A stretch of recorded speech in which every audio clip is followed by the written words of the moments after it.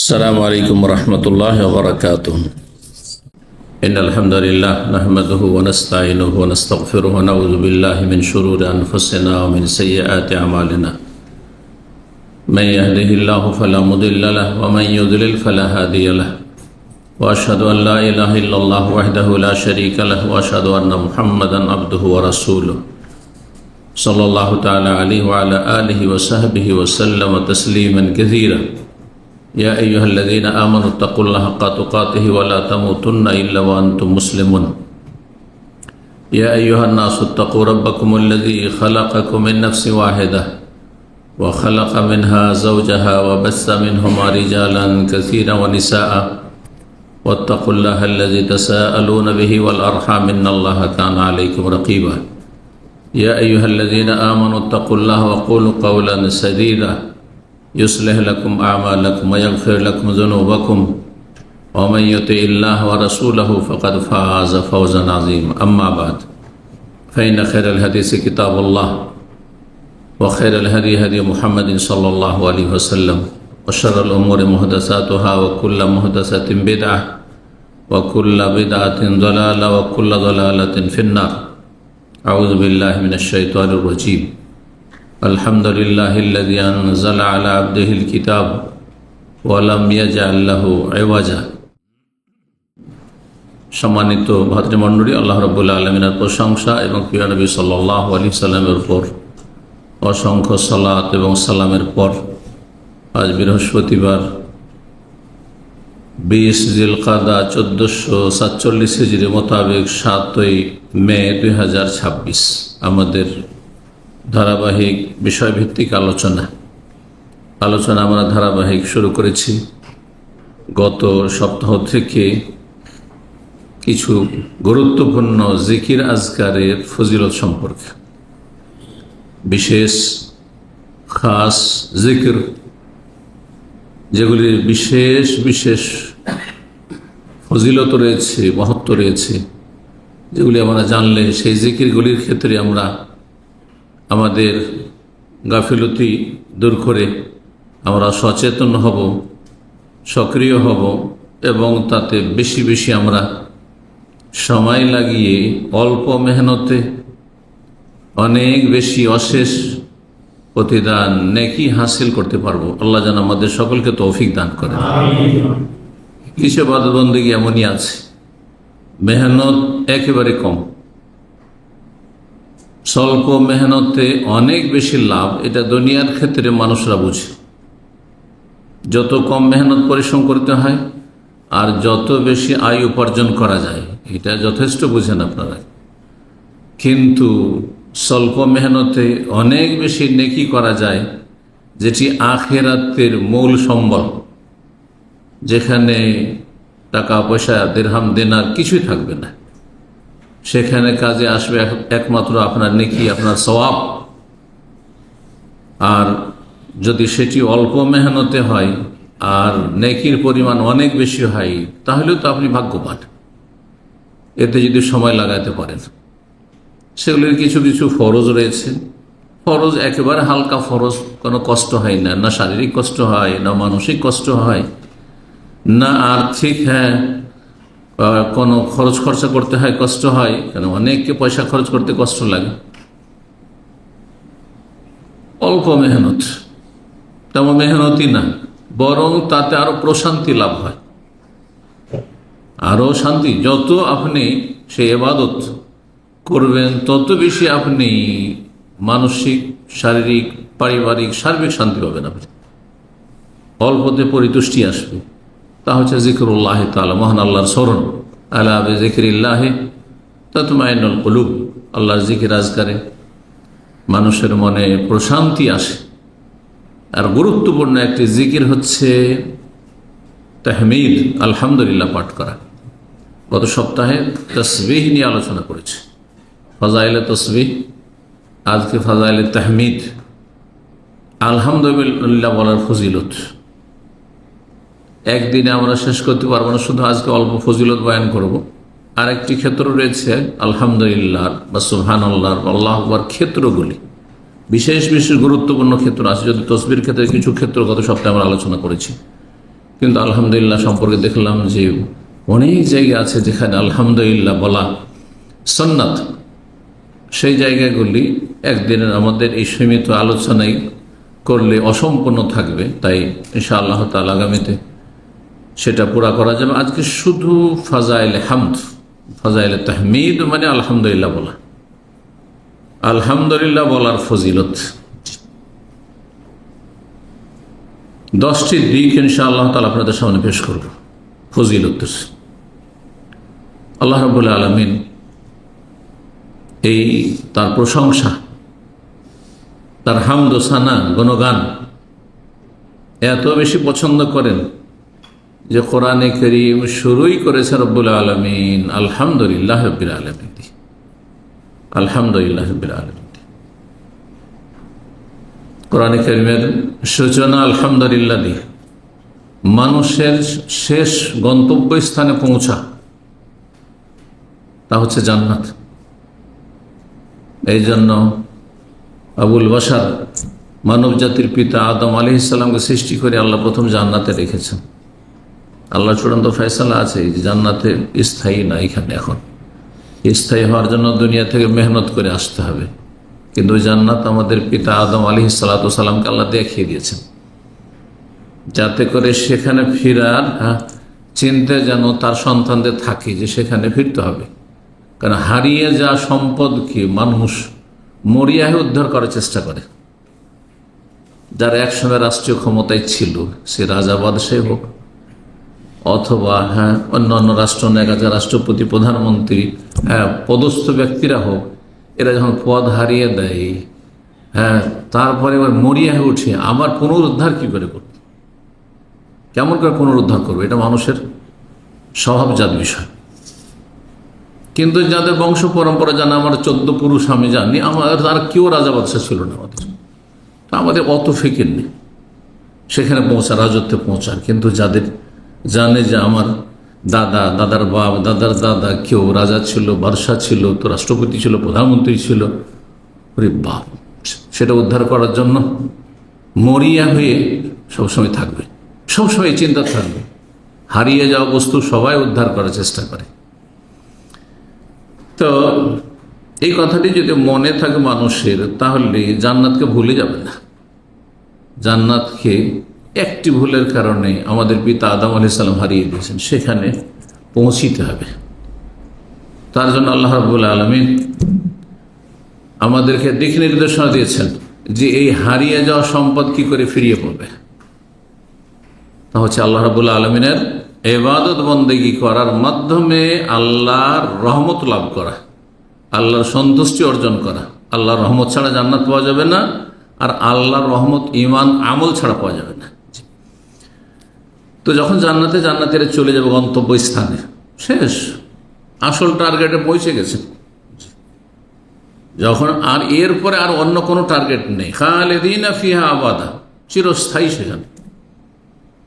তখন জান্নাতীরা গিয়ে কি বলবে? প্রথম আল্লাহ ওয়া আখিরু দাওয়ানা আনিল হামদুলিল্লাহি রাব্বিল আলামিন, আমাদের সর্বশেষ দোয়া, সর্বশেষ দোয়া, জি আলহামদু দোয়া, বরং সবচেয়ে উত্তম দোয়া হাদিস আসছে, কি বলবে? আলহামদুলিল্লাহি রাব্বিল আলামিন। সফরে থাকেন, সফরতে যখন নিজের বাড়িতে ফিরে আসে, এই প্রবাসে আছেন, যখন বাড়ি যাবে অনেকদিন পর, 2 বছর 3 বছর পরে অনেকে বাড়ি যাচ্ছেন, বাড়িতে আলহামদুলিল্লাহ, মাতৃভূমিতে ফিরে এসেছি, নিজের গ্রামে আত্মীয় স্বজন, আপনজন, প্রিয়জন, পরিবার পরিজনের কাছে ফিরে এসেছি।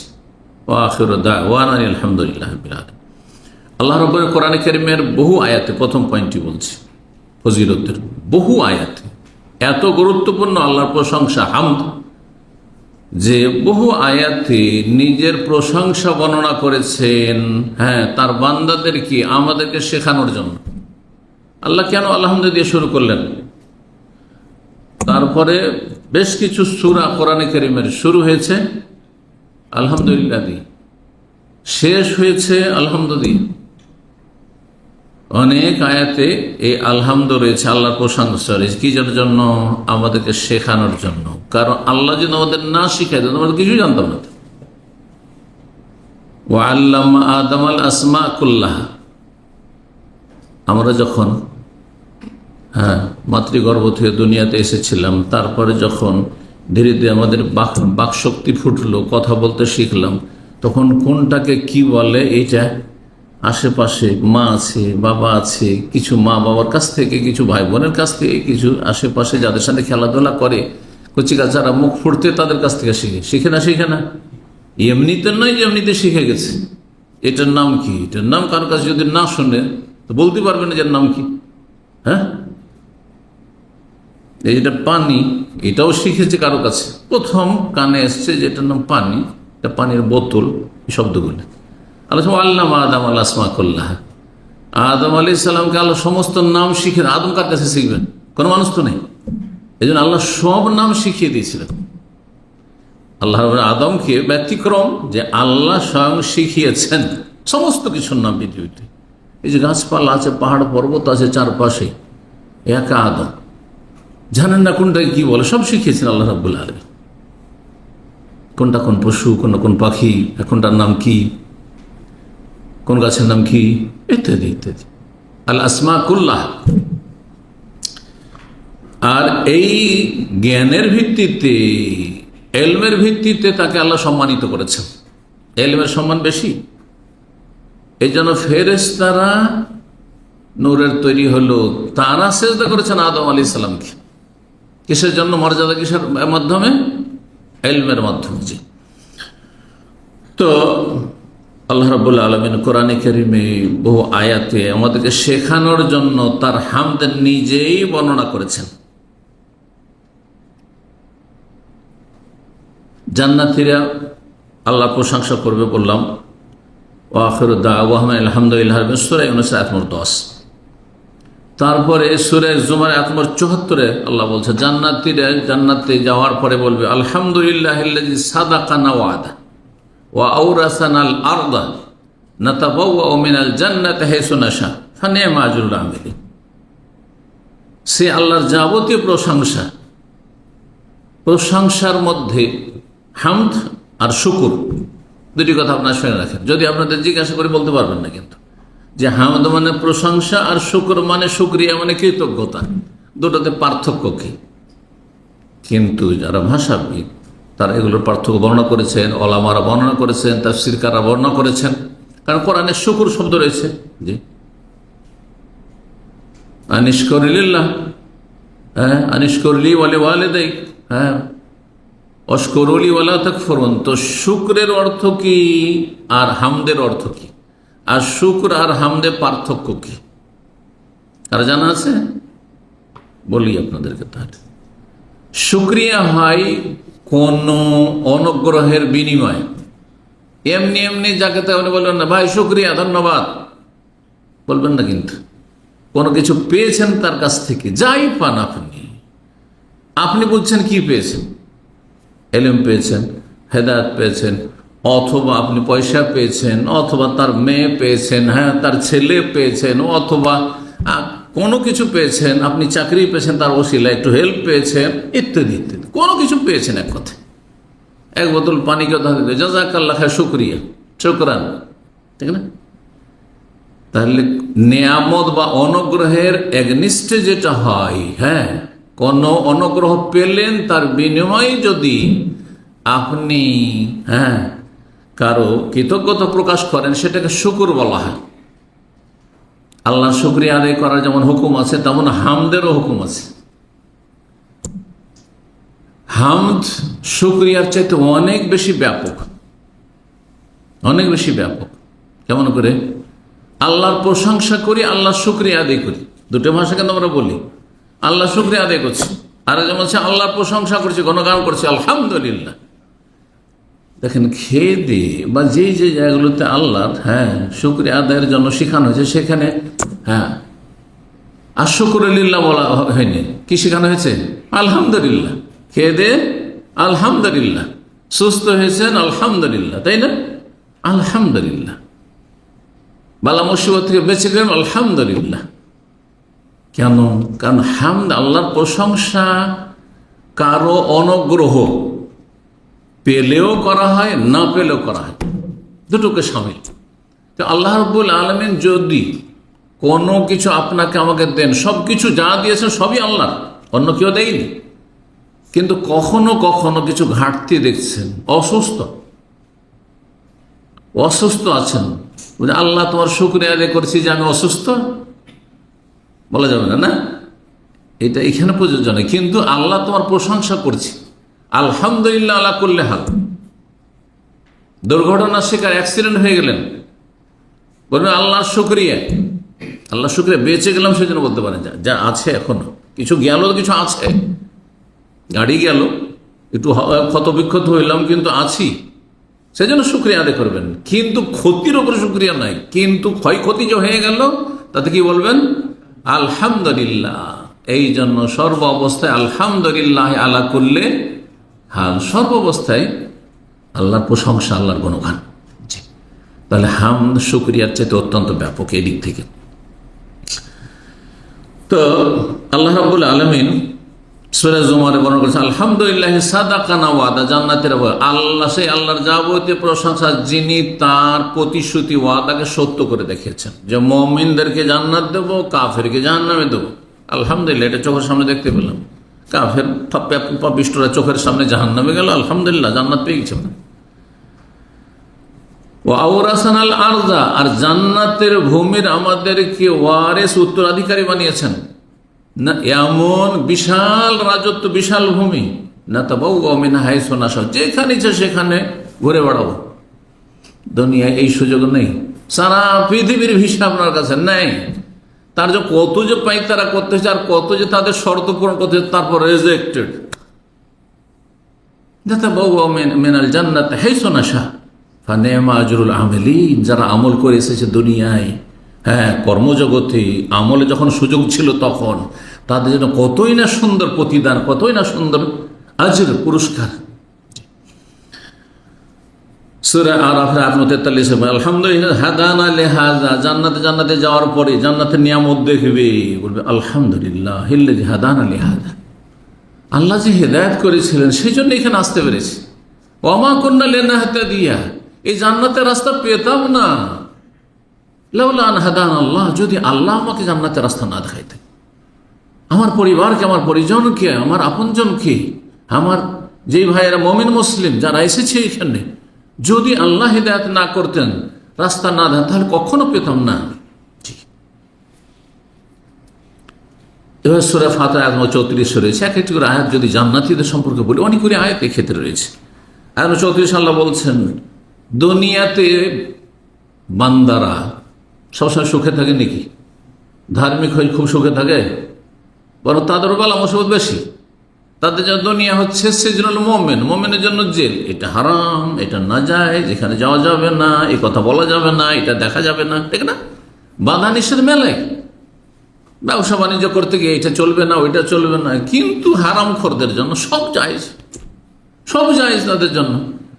আচ্ছা, দুনিয়াতে কত শোক, কত দুঃখ, কত কষ্ট, কত বিপদ আপদের সম্মুখীন হচ্ছে, কত জালেমের জুলম বরদাস্ত করতে হচ্ছে। কিন্তু সেখানে যাওয়ার পরে স্বস্তি মিলবে, বলবেন আলহামদুলিল্লাহিল্লাযী আযহাবা আন্নাল হাযান, সে আল্লাহর যাবতীয় প্রশংসা যিনি সমস্ত দুনিয়ার যে দুঃখ কষ্ট ছিল সব দূর করে দিয়েছে, আর কোনো দুঃখ কষ্ট নেই। মারা যাওয়ার পরে মুমিন বান্দার কিয়ামত শুরু হয়ে গেছে, তখন আর কোনো কষ্ট নেই। অসুস্থ ছিল, ক্যান্সার আক্রান্ত ছিল, আর খুব কষ্ট পাচ্ছিল, পারিবারিক কষ্টে ছিল, আর্থিক কষ্টে ছিল, কোনো কষ্ট নেই, সব শেষ হয়ে গেছে। আলহামদুলিল্লাহ দ্বারা কয়টি সূরা শুরু হয়েছে? সূরাতুল ফাতিহা, সূরা আনআম, আর সূরা কাহফ, সূরা সাবা, সূরা ফাতির, আর সূরা তাগাবুন। কয়টি? 6টি সূরা শেষ করেছেন। 5টি সূরা, সূরাতুল ইসরা, সূরাতুল ইসরা শেষখানে রয়েছে, শেষ আয়াত। হ্যাঁ, বলতে পারেন কেউ? তার আগের আয়াত থেকে বলি আমি। হ্যাঁ, কুলিদুল্লাহ আবিদুর রহমান আইয়াম্মা তাদু ফালাহুল আসমাউল হুসনা ওয়ালা তাজহার বিসসালাতিকা ওয়ালা তুখাবিত বিহা ওয়াবতাগি বাইনা যালিকা সাবিলা। তারপর আয়াত ওয়াকুলিল হামদুলিল্লাহ আল্লাযী লাম ইয়াত্তাখিয ওয়ালাদান ওয়া লাম ইয়াকুল লাহু শারীকুন ফিল মুলক ওয়া লাম ইয়াকুল লাহু ওয়ালিয়্যুম মিনাজ যুল্লি ওয়া কাব্বিরহু তাকবীরা। সুবহানাল্লাহ। সূরা নামলের শেষখানে রয়েছে, সূরা কাসাসের শেষখানে রয়েছে, সূরা সাফাতের শেষে রয়েছে সুবহানা রাব্বিকা রাব্বিল ইজ্জাতি আম্মা ইয়াসিফুন ওয়া সালামুন আলাল মুরসালিন ওয়ালহামদুলিল্লাহি রাব্বিল আলামিন। আল্লাহু আকবার। সূরা জুমারের শেষখানে আলহামদুলিল্লাহিল্লাযী ওয়া কিলা আলহামদুলিল্লাহি রাব্বিল আলামিন ওয়া কুযিয়া বাইনাহুম বিল হক ওয়া কিলা আলহামদুলিল্লাহি রাব্বিল আলামিন। কোরআনে কারিমে কত জায়গায় আলহামদুলিল্লাহ আছে? 27টি জায়গায় রয়েছে, 27টি জায়গায় রয়েছে। তার মধ্যে অনেকগুলি জায়গা বললাম।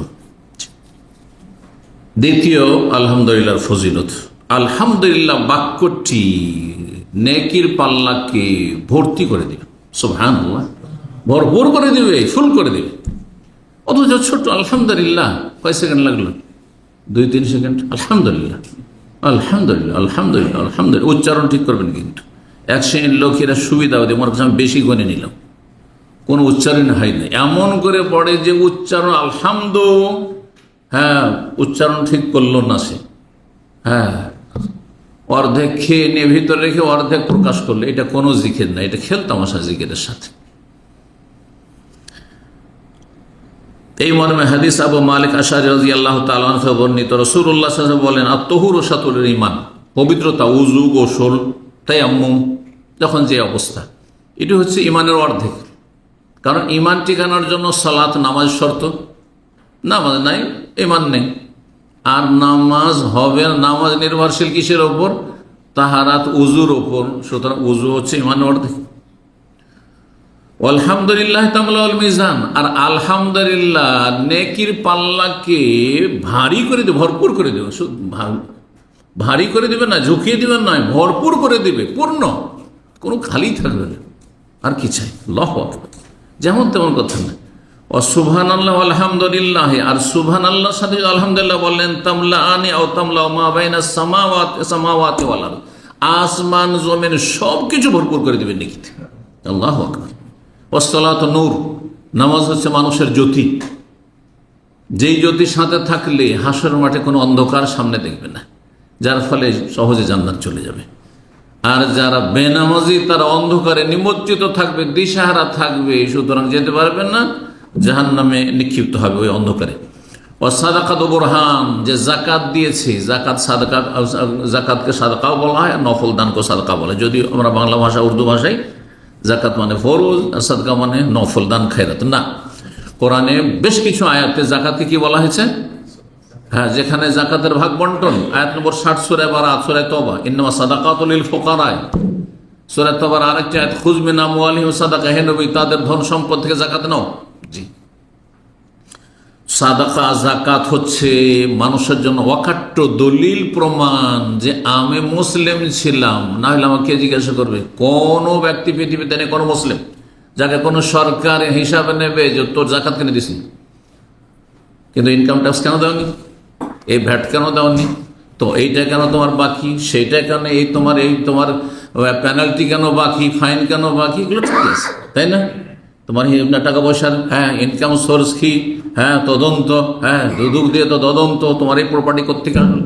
কিন্তু জাকাত দিচ্ছেন না দিচ্ছেন একমাত্র আল্লাহ, আল্লাহ ছাড়া কারো ভয় নেই দুনিয়াতে। তারপরও দিচ্ছেন, তার মানে আপনার কাছে অকাট্য দলিল প্রমাণ আছে, আপনার অন্তরে ঈমান ইসলাম আছে, পরকাল নিয়ে চিন্তা আছে, আল্লাহর সামনে হাজিরে দিতে হবে, সেখানে পাশ করতে হবে, চিন্তা আছে। জি, হাদিস সহিহ মুসলিমের 328 নম্বর হাদিস। হাদিস আরো লম্বা ছিল, সময় স্বল্পতার জন্য বাদ দিলাম। 3 নম্বর ফজিলত হচ্ছে আলহামদুলিল্লাহ। আলহামদুলিল্লাহকে নবী সাল্লাল্লাহু আলাইহি ওয়াসাল্লাম বলেছেন আফজালুদ দোয়া, সবচাইতে উৎকৃষ্ট উত্তম দোয়া, সবচাইতে ভালো দোয়া। তার মানে ধরেন আপনি রব্বির হামহুমা কামা রাব্বায়ানি সগীরা, বাপ মায়ের জন্য দোয়া করছেন, রব্বি হাবলি মিনাস সালিহিন, নেক সন্তানের জন্য দোয়া করছেন, নেক স্ত্রী, নেক স্বামীর জন্য দোয়া করছেন, রব্বানা হাব লানা মিন আজওয়াজিনা ওয়া যুররিয়াতিনা কুররাতা আয়ুন, ইত্যাদি ইত্যাদি।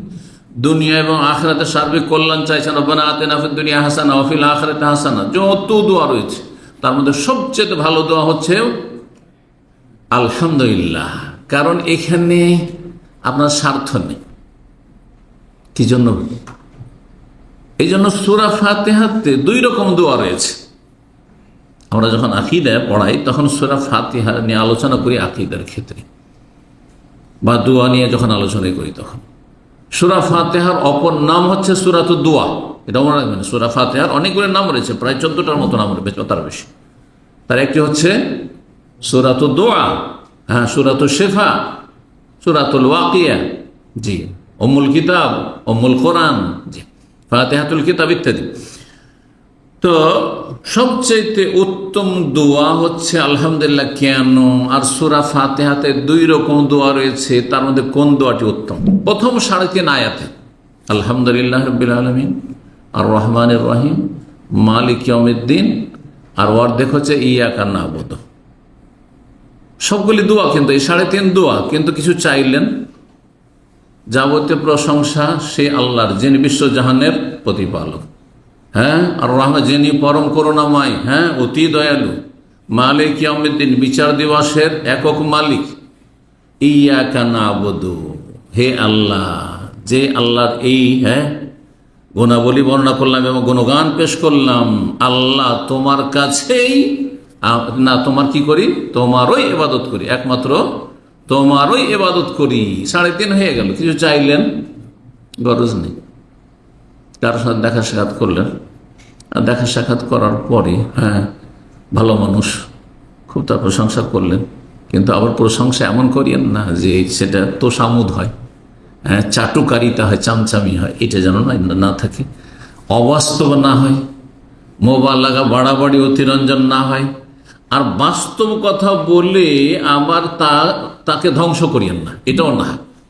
সামনাসামনি প্রশংসা করতে হলে বাস্তবে বলছেন যে লোকটি আসলে ভালো, কিন্তু ওকে বললে ও এত ইমান ওর হালকা, বেলুনের মতো, বেলুনে ফু দিলে ফুলে যাবে, ফেটে নষ্ট হয়ে যাবে খুব তাড়াতাড়ি। আর যদি ফু না দিয়ে এমনি যদি রাখেন, হাওয়া ছাড়া রাখেন, তো বছর বছর থাকতে পারে। বুঝতে পারছেন না? ঠিক ওই রকমই অধিকাংশ মুসলিম হচ্ছে ওই রকম দুর্বল ইমানের। ইমান থাকলেও যদি একটু প্রশংসা করেন তো বেরোর মতো ভুলে গিয়ে বাস্ট হয়ে ইমান নষ্ট করে ফেলবে। এত আত্ম অহংকার, দাম্ভিকতা চলে আসবে যে হামচুনি দিগার নিস্ত। এটা ফার্সি বললাম, যেহেতু ছোটকালে 3টা ক্লাসে ফার্সি পড়েছি। বুঝতে পারছেন না? আগের যুগের বক্তারা মনে করতো যে বক্তব্য তখনই আমার একবারে পারফেক্ট যখন কিছু ফার্সি শের শায়রি, হ্যাঁ, কবিতা বর্ণনা করব, এই ছিল। হ্যাঁ, আর এখন কিছু ফ্যাশন হয়েছে, কিছু বক্তার, মডার্ন বক্তার, যে কিছু ইংলিশ ঢুকাবো তাহলে বলবো হ্যাঁ আছে বক্তা। কথা বুঝতে পেরেছেন? এগুলি জাহেলদের কাজ। কিন্তু কথা প্রসঙ্গ বললাম, এটার অর্থ হচ্ছে আমার মতো কেউ নেই।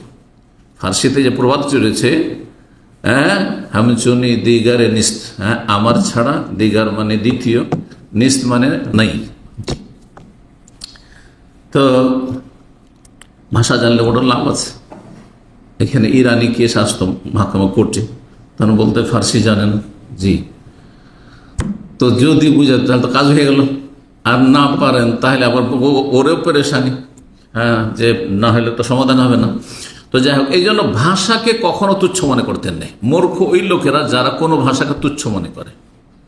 হ্যাঁ, এখন আরবি ভাষা ছাড়া অন্য ভাষা তুচ্ছ ভাষা, অথবা উর্দু ভাষা ছাড়া অন্য ভাষা, হ্যাঁ, গুরুত্বলেস ভাষা, তুচ্ছ ভাষা, অথবা বাংলা ভাষা আমার মাতৃভাষা, অন্য ভাষার আমি কোনো মূল্যায়ন করি না। যে যত বেশি ভাষা জানবে, কমপক্ষে দুনিয়াতে তার বেশি লাভ আছে। আল্লাহ তো দুনিয়াও ভালো করতে বলেছে।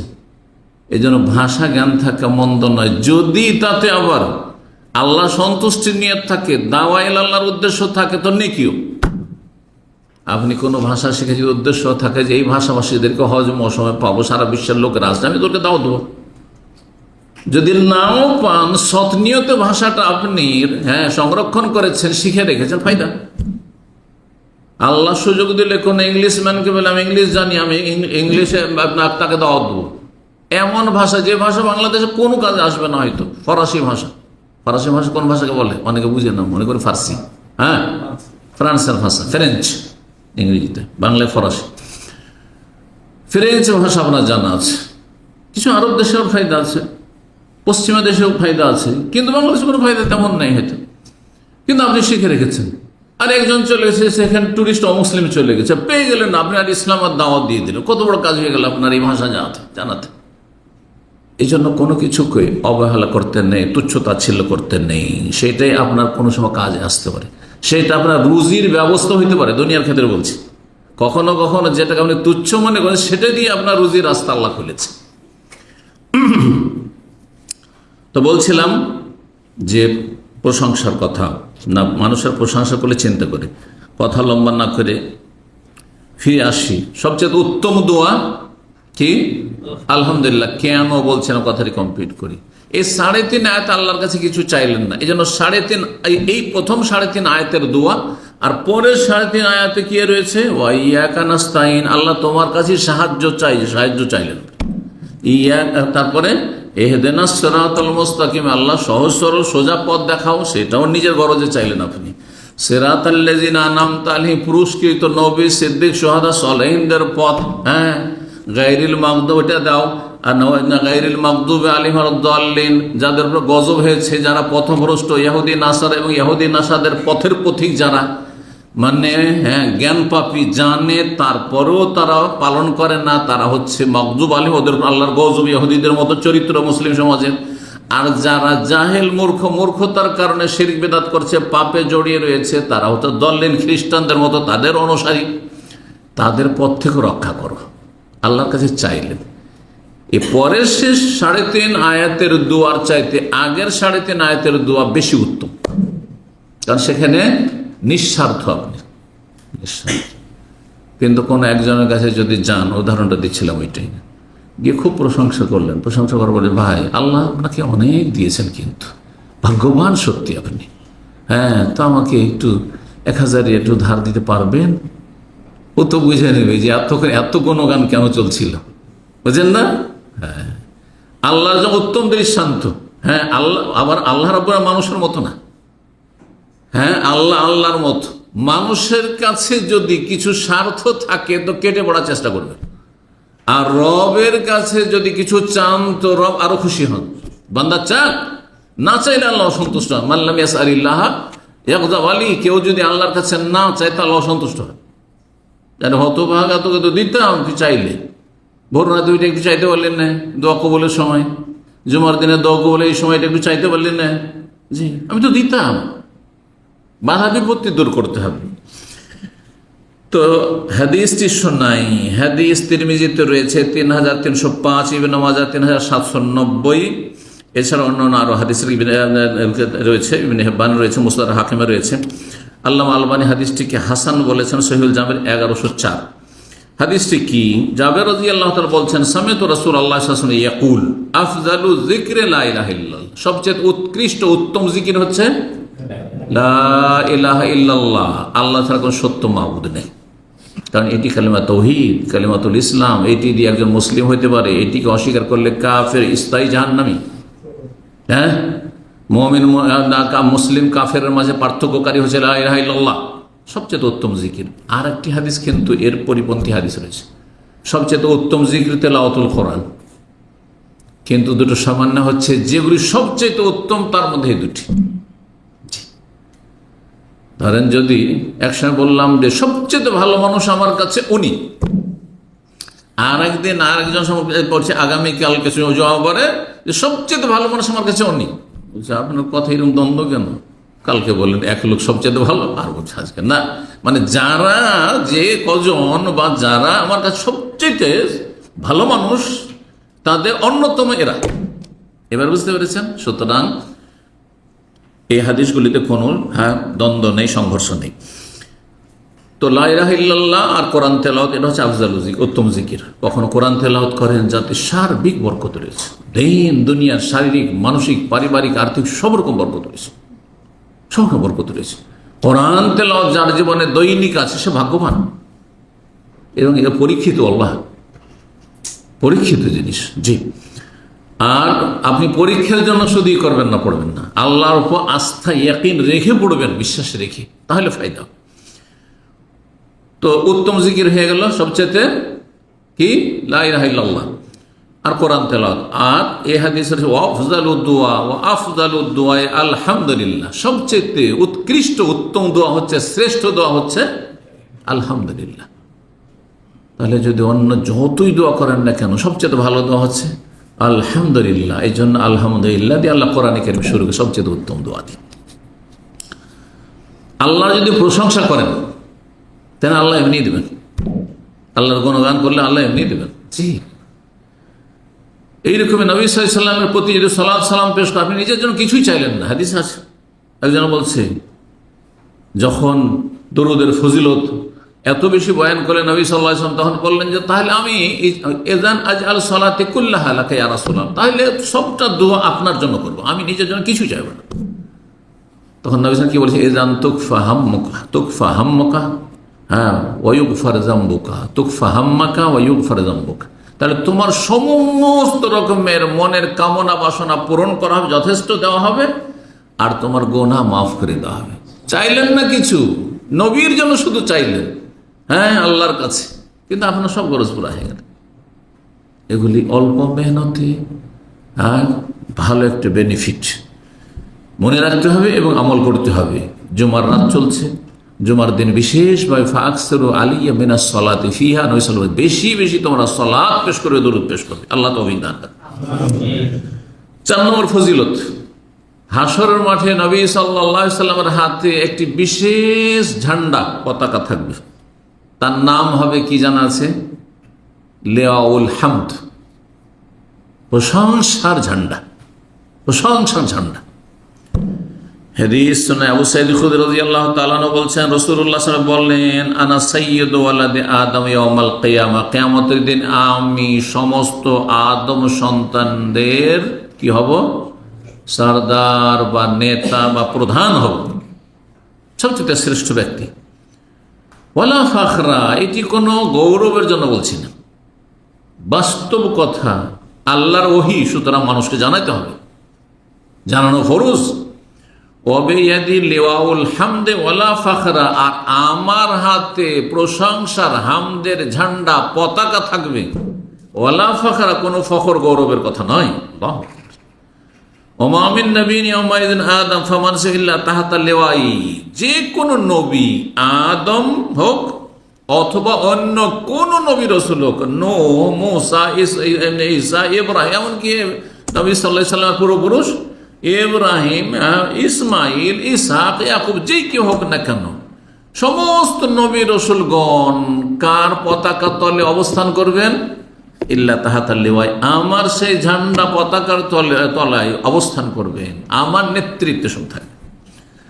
ওয়া আনা আউয়ালু মান তানশাক্কু আনহুল আরদু, আর সর্বপ্রথম কবর যার ফেটে উঠবে হাসরে বিচার দিবসে হাজির হওয়ার জন্য, তিনি হচ্ছে আমি সেই ব্যক্তি। ওয়ালা ফখরা, এটি কোনো গৌরবের বিষয় নেই। মুসনাদ আহমদ, তিরমিজি, ইবনে মাজাহ হাদিস। হাদিসটি আল্লাহ আলবানী সহিহুল জামের 1468 নম্বরে হাদিসটিকে সহিহ বলেছেন।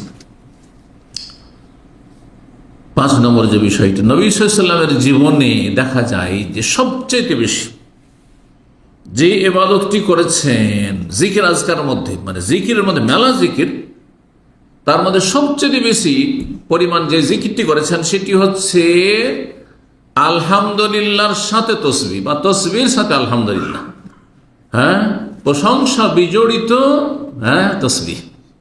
সুবহানাল্লাহি ওয়া বিহামদিহি, কখনো সুবহানাল্লাহি ওয়া বিহামদিহি, কখনো সুবহানাল্লাহি ওয়া বিহামদিহি সুবহানাল্লাহিল আযীম, আর কখনো অন্য অন্য ভাষা, বিভিন্ন ভাষায় এসেছে।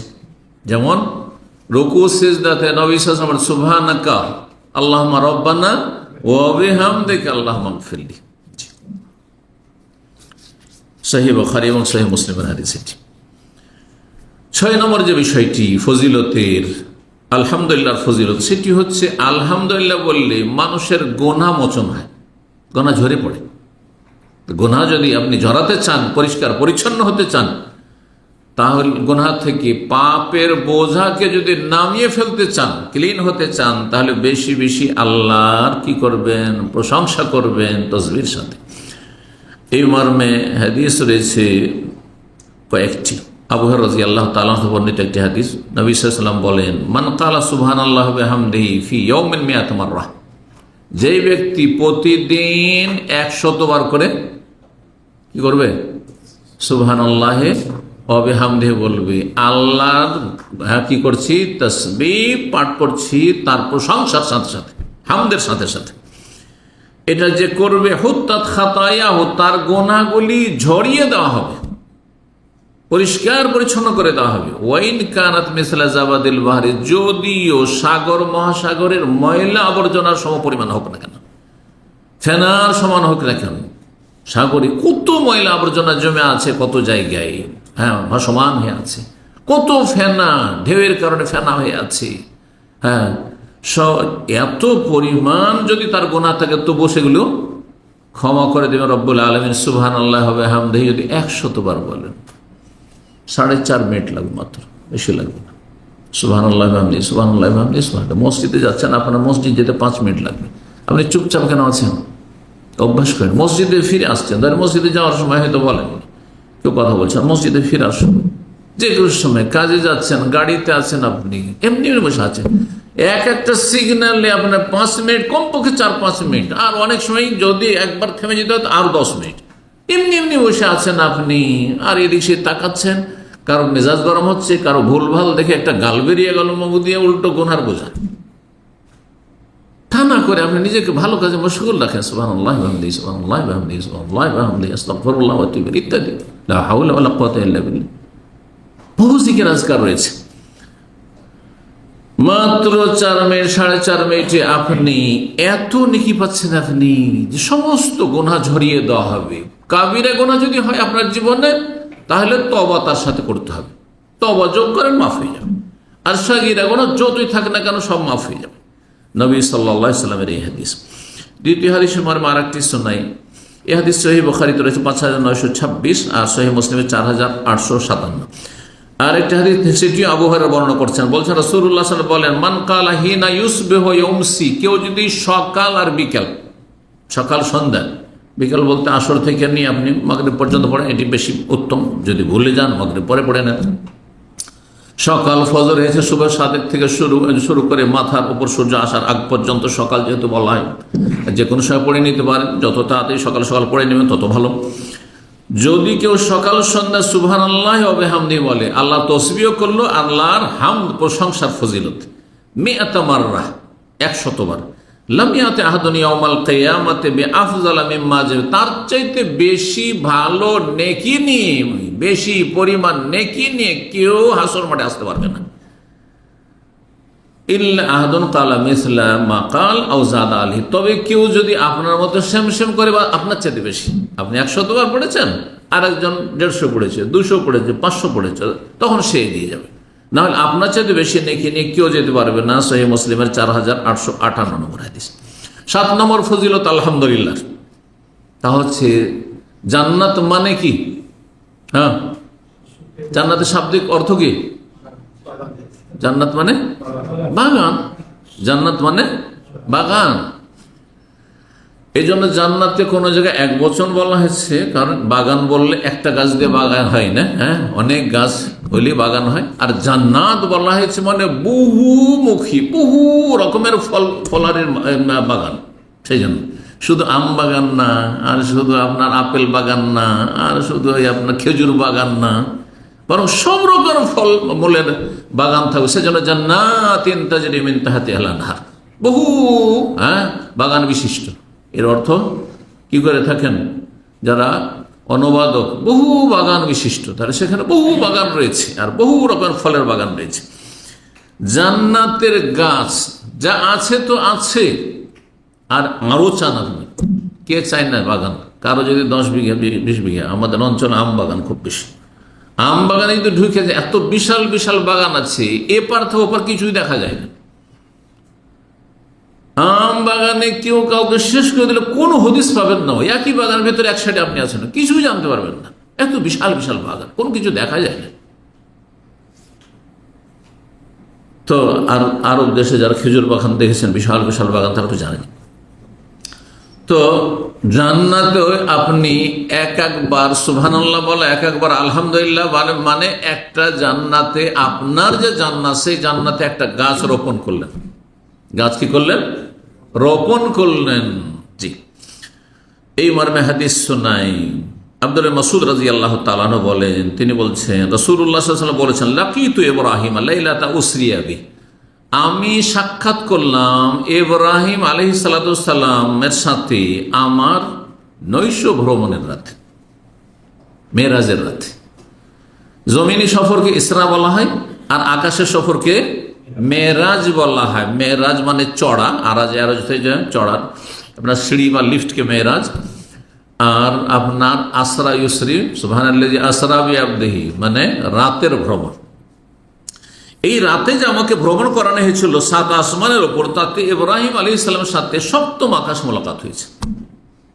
নবী সাল্লাল্লাহু আলাইহি ওয়াসাল্লাম বলছেন, তিনি আমার পিতা ইব্রাহিম আলাইহিস সালাম বলেন, ইয়া মুহাম্মদ, হে মুহাম্মদ সাল্লাল্লাহু আলাইহি ওয়াসাল্লাম। ছেলের নাম ধরে ডাকবেন না, কিন্তু আমার আপনার জন্য হারাম, জায়েজ নয়, আল্লাহ কোরআন নিষেধ করেছেন। সাহাবায়ে কেরাম কেউ এটা করতেন না, ইয়া রাসূলুল্লাহ, ইয়া নবী আল্লাহ, এইভাবে বলতেন, ইয়া হাবিব আল্লাহ, এভাবে বলতেন। তো বলছেন যে ইব্রাহিম আলাইহিস সালাম বললেন, হে মুহাম্মদ, আকরি উম্মাতাকা মিন্নিস সালাম, তোমার উম্মতকে আমার পক্ষ থেকে সালাম দিয়ে দিও। আল্লাহু আকবার। কোন সাহাবা আলাইহি আলাইহিস সালাম বলেছেন ইব্রাহিম আলাইহিস সালামের এই হাদিস? জি, ওয়া আলাইকা ওয়া আলাইহিস সালাম ইয়া খলিল আল্লাহ। জি, আমার তরফ থেকে আপনার উম্মতকে বা তোমার উম্মতকে সালাম দিয়ে দিও। ওয়া আখবিরহুম, এবং তাদেরকে জানিয়ে দিও কি, আন্নাল জান্নাতা তাইয়্যিবাতুত তুরবা, জান্নাতের মাটি হচ্ছে বড়ই উৎকৃষ্ট মাটি, উৎকৃষ্ট ভূমি। তুরবা মাটি, উৎকৃষ্ট মানে উর্বর, সম্পন্ন, যাতে উর্বর শক্তি অনেক বেশি থাকে। আজবাতুল মা, সেখানকার পানি হচ্ছে অত্যন্ত সুমিষ্ট, সুমিষ্ট পানি। আমাদের আশেপাশে কত পানি, পানির অভাব আছে, সাগর আর সাগর, কিন্তু এই পানি পান করে বাঁচতে পারবেন? কখনো পারবেন না, তাই না? পানি যদি না থাকে বিল্ডিং এ, কি যে অবস্থা হয়ে যাচ্ছে, আল্লাহু আকবার, মনে হচ্ছে অশান্তির শেষ নেই। তখন বুঝতে পারছি, কিন্তু দেশে তো পানি অনেক সময় আযাব হয়ে যাচ্ছে, তো পানির কোনো মূল্যই নেই, এর নিয়ে আমাদের কোনো কদরই নেই, মূল্যায়নই নেই। বড় নিয়ামত পানি। আজবাতুল মা, পানি খুব সুমিষ্ট। ওয়া আন্নাহা কিয়ানুন, আর জান্নাতে খোলা ময়দান রয়েছে, খোলা ময়দান, সুবর্ণ সুযোগ, চাষ করো, রোপণ করো। ওয়াইন্না গেরাসা, এই যে খোলা ময়দান তোমার রয়েছে জান্নাতে, বিশাল, এই নয় যে সামান্য কিছু, ধরেন দাম্মাম শহরের মতো একজনের, কত বিশাল, অমুলকান কবীরা, বিশাল রাজত্ব এক একজনকে দেওয়া হবে। আল্লাহু আকবার। দুনিয়ার 10 গুণ পরিমাণ জান্নাত, সর্বনিম্ন ওই জাহান্নামে জ্বলে জ্বলে যে জান্নাতে আসবে, ওই লোক সর্বনিম্ন জান্নাতি। আগামীকালকে হাদিস আছে সহিহ বুখারীতে, তাদেরকে জান্নাতীরা যখন অনেক দিন জাহান্নামে জ্বলে জ্বলে এসছে জান্নাতে, তখন তাদের উপাধি, নামই পড়ে যাবে জাহান্নামী। ওদেরকে জাহান্নামী বলে, এই জাহান্নামী শোনো, রাগ করবে না, আর খুশি হবে যে আলহামদুলিল্লাহ জাহান্নাম থেকে উঠে এসেছি। কথা বলছেন? তো সেখানকার ওয়াইন্না গিরাসাহা, আর সেখানে গাছের বাগানের যে গাছের রোপণ, সেটা কি দিয়ে হবে? সুবহানাল্লাহ বলে একটা গাছের রোপণ হয়ে গেল, আলহামদুলিল্লাহ বললেন একটা গাছ রোপণ করলেন আপনি। জি, চারা রোপণ করা, বুঝলেন তো? চারা রোপণ করা, আমের চারা রোপণ করেছেন কেউ? লিচুর গাছ, জি হ্যাঁ, এগুলো চারা তৈরি করা হয়েছে। আমি শুধু মাদ্রাসায় পড়িনি, আমাদের আম গাছ ছিল আর লিচুর গাছ ছিল, নিজে চারা লাগিয়েছি, ডালকে চেঁচে চেঁচে নিজে চারা বেঁধেছি, মাটি বেঁধে, তারপরে তাতে জড় ফুটেছে, তারপর সেখান থেকে কেটে নিয়ে গিয়ে আব্বার সাথে রহমতুল্লাহ আলাইহি কেটে নিয়ে আবার গাছ জমিতে লাগিয়েছি। জি, সব রকম অভিজ্ঞতা আছে। নবী সাল্লাল্লাহু আলাইহি ওয়াসাল্লাম যখন মরুভূমির গাছপালার কথা বলতেন, তখন সাহাবায়ে কেরাম আশ্চর্য হতেন, ইয়া রাসূলুল্লাহ, আপনি মরুভূমির এত খবর কি করে রাখেন? তখন নবী সাল্লাল্লাহু কি বলতেন? সাহাবীরা বলতেন, তাহলে মনে হচ্ছে যে আপনি বকরি চড়িয়েছেন মাঠে। মাঠে আপনি বকরি চড়িয়েছেন, তখন কি বলেছেন নবী সাল্লাল্লাহু আলাইহি ওয়াসাল্লাম, ওয়া মা মিন নাবিয়্যিন ইল্লা ওয়াকাদ রাআহ, এমন কোন নবী নেই যে বকরি ছাগল চড়ায়, সবাই বকরি রাখাল ছিল, চড়িয়েছে।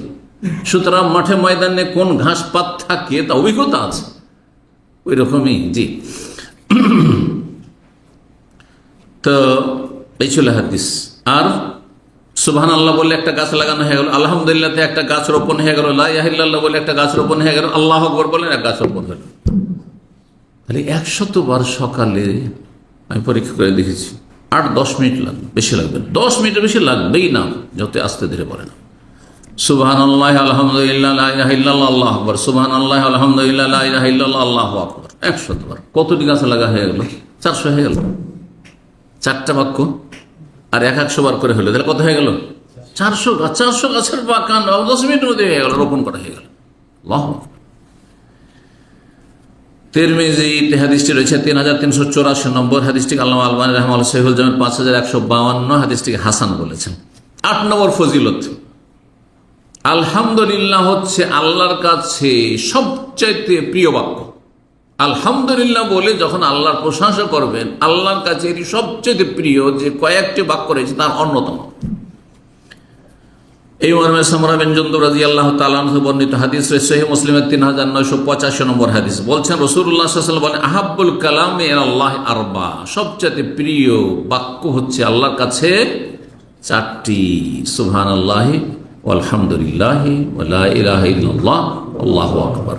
হ্যাঁ, তাসবিহ আর তাহমিদ, তাহলিল, লা ইলাহা ইল্লাল্লাহ তাহলিল আর তাকবীর। এই নামগুলো শুনে রাখেন, কারণ অনেকে হয়তো তসবিহটা বুঝে, তকবীর বুঝে, কিন্তু তাহমিদ বললে, তাহমিদ আবার কি? আলহামদুলিল্লাহ বলতে হবে। তাহমিদ মানে আলহামদুলিল্লাহ বলা, আর তাহলিল মানে লা ইলাহা ইল্লাল্লাহ বলা। জি।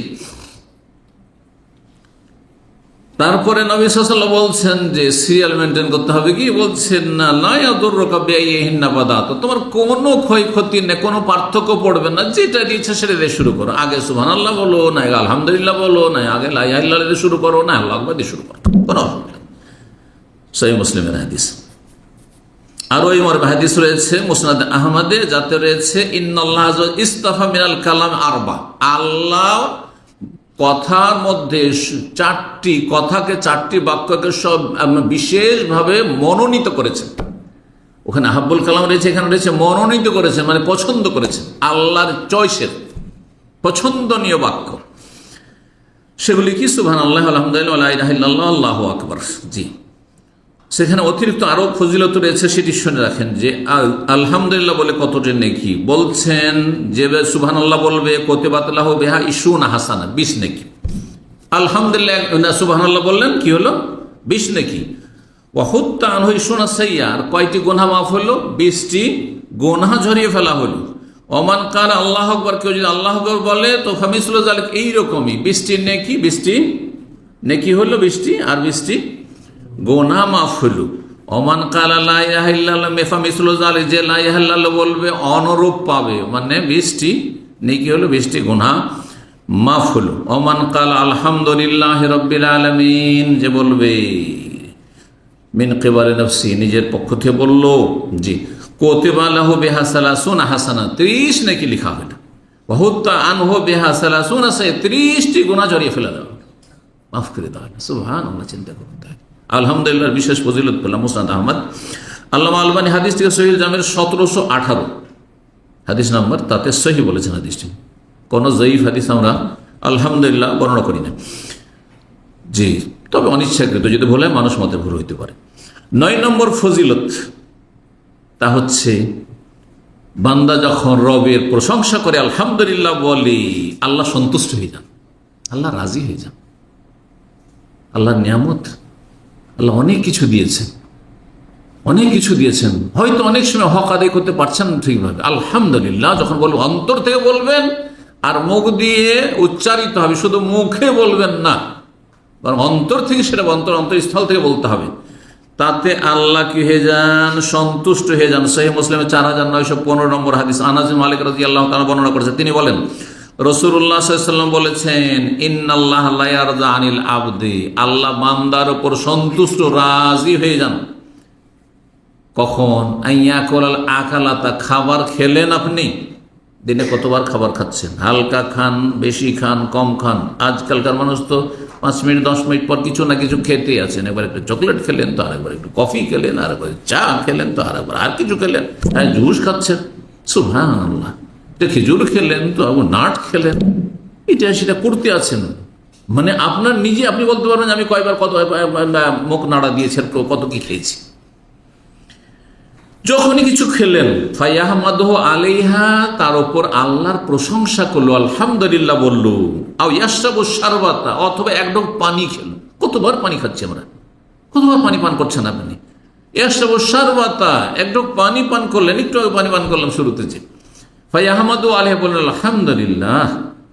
এতে কি হয়ে যান? আল্লাহ ইন্নাল্লাহা লা ইয়ারযা আনিল আবদি, বান্দার উপর আল্লাহ সন্তুষ্ট রাজি হয়ে যান, আর আল্লাহ নারাজ না যে আমি আল্লাহর হক আদায় করলাম না, আল্লাহর নিয়ামত ভোগ করলাম, হক আদায় করলাম না, হক আদায় করলাম।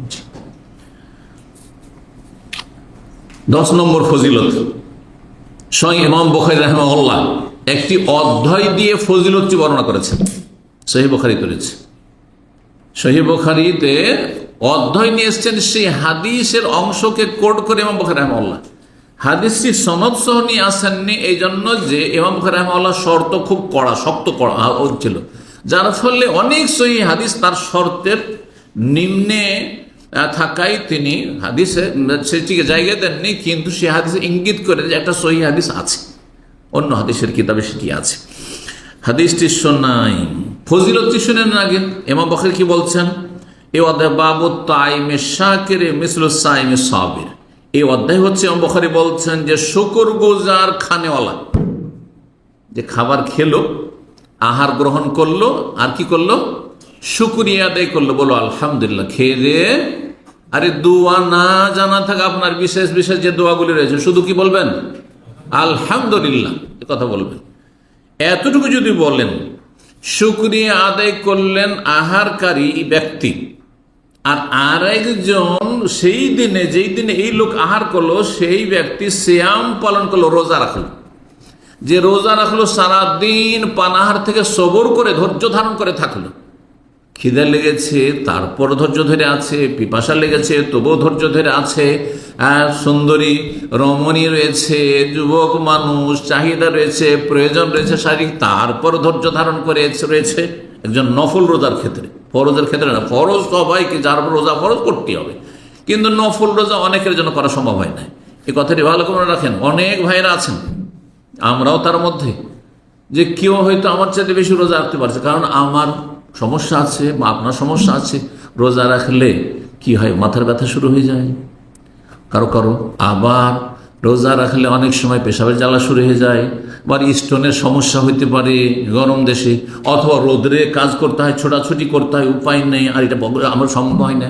আর আরেকজন অফিসে আরামসে বসে থাকে, অথবা বাড়িতে বসে থাকে, রিটায়ার হয়ে বসে আছে, রোজা রাখছে। একজন রোজাদার যে ধৈর্য ধারণ করলো পানাহার থেকে আর যৌনাচার থেকে, এর ফজিলত। আর একজন ব্যক্তি রোজা রাখতে পারছে না, নফল সোমবারে, বৃহস্পতিবারে বা সওয়ালে 6 রোজা রাখতে পারলো না, ইত্যাদি ইত্যাদি, এইসব রোজাগুলি, নফল সুন্নাত রোজাগুলি রাখতে পারলো না, সেই ব্যক্তি খাবার খেলো দিনে 3 বার করে, কিন্তু যখনই খেলো, যখনই পান করলো, তখন বললো আলহামদুলিল্লাহ, সমান সমান নাকি? সুবহানাল্লাহ। জি, আমল করবেন।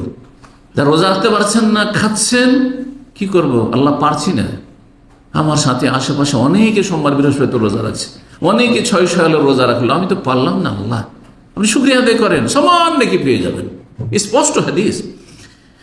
এই হাদিসের দিকে ইঙ্গিত করছে ইমাম বুখারী রাহিমাহুল্লাহ অধ্যায়ে, সেই অংশটুকু নিয়েছে হাদিসের অংশ। হাদিসটি শুনিয়ে দিই। আবু হুরায়রা রাদিয়াল্লাহু তাআলা বলছেন, কালা রাসূলুল্লাহ সাল্লাল্লাহু আলাইহি ওয়াসাল্লাম, রাসূল বলেন, আত-তাইমুশ শাকির কাস-সাইমিস সাবির। কোন রিওয়ায়াতে কাস-সাইমিস সাবির রয়েছে, কোন রিওয়ায়াতে বিমানজিলাতিস সাইমিস সাবির, মানে একই অর্থ, কাছাকাছি এইভাবে রয়েছে। কোন রিওয়ায়াতে রয়েছে মাসাল, কামাসাল, এইভাবে রয়েছে আস-সাইমিস সাবির। মুসনাদ আহমদের হাদিস, তিরমিজি, ইবনে মাজাহ, মুস্তাদরাক হাকিমের হাদিস, আল্লামা আলবানী সহিহুল জামের 3942 নম্বরে হাদিসটিকে সহিহ বলেছে, সহিহ হাদিস।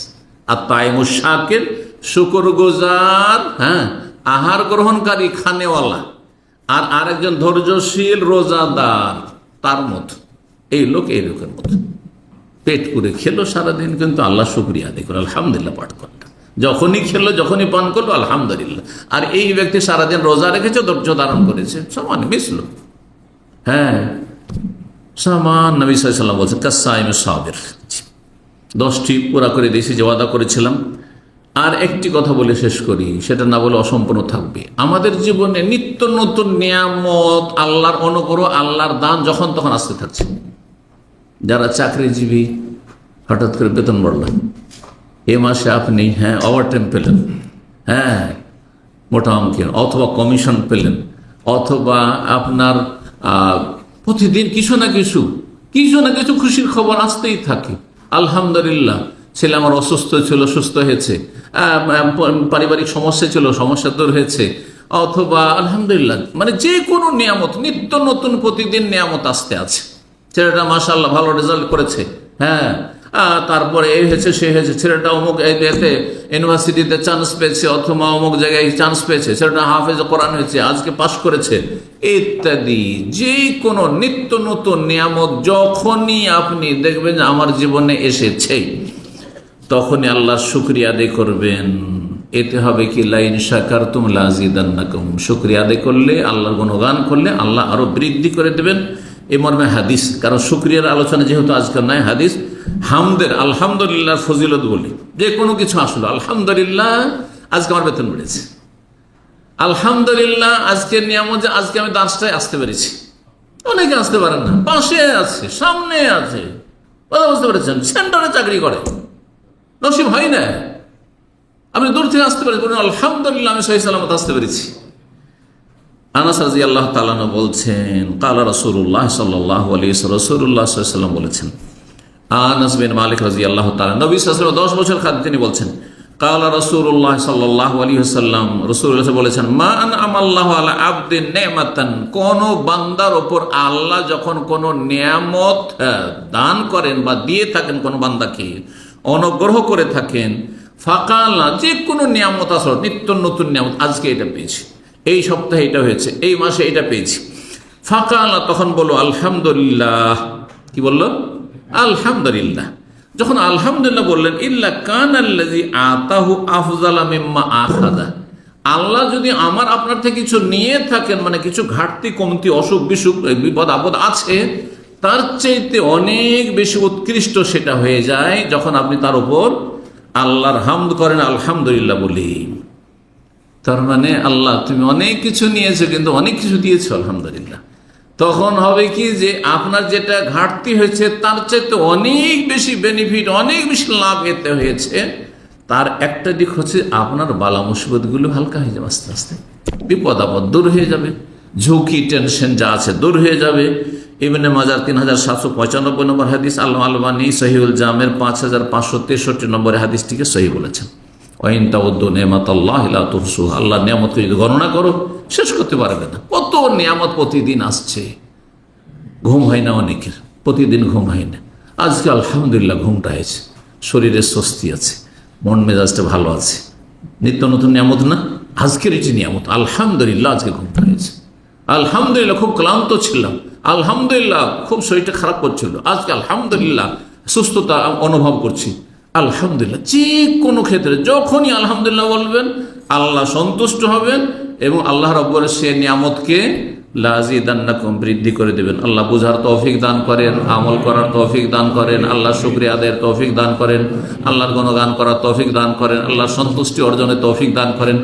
আল্লাহ রাব্বুল আলামিন জান্নাতুল ফিরদৌস দান করেন, জাহান্নামের আযাব থেকে, কবরের আযাব থেকে, দুনিয়ার আযাব, শাস্তি, বালা মুসিবত থেকে, জালিমের জুলুম থেকে আল্লাহ আমাদেরকে হেফাজত করেন। মুসলিম ভাই বোনরা যে যেখানে রয়েছেন, বিশেষ করে যারা মজলুম, জুলম অত্যাচারের শিকার হচ্ছেন, আল্লাহ তাদের হেফাজত করেন, আল্লাহ তাদের খাস মদত করেন।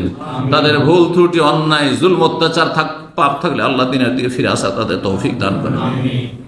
সুবহান রাব্বিকা রাব্বিল ইজ্জাতি আম্মা ইয়াসিফুন ওয়া সালামুন আলাল মুরসালিন ওয়াল হামদুলিল্লাহি রাব্বিল আলামিন।